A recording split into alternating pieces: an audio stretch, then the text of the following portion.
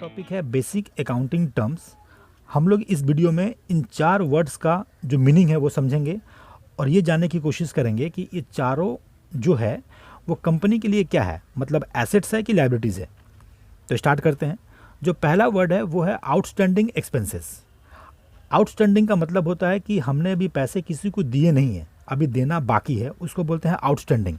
तो इस पूरा वर्ड का मतलब क्या हुआ कि कोई भी खर्चा हो सकता है, रेंट हो सकता है, सैलरी हो सकता है, कमीशन हो सकता है, कोई भी खर्च हो सकते हैं, अभी वो हम उसको पैसे दिए नहीं हैं, हमको देने बाकी हैं, यानी amount not paid in current year.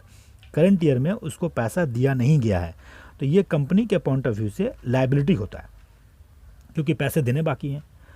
दूसरा वर्ड क्या है? Prepaid expenses.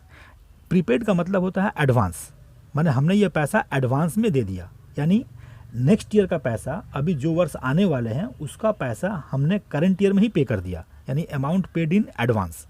तो ये कंपनी के पॉइंट ऑफ व्यू से एसेट होते हैं। किसी को पैसा एडवांस में देना, ये होता है एसेट। तीसरा क्या है? Accrued income.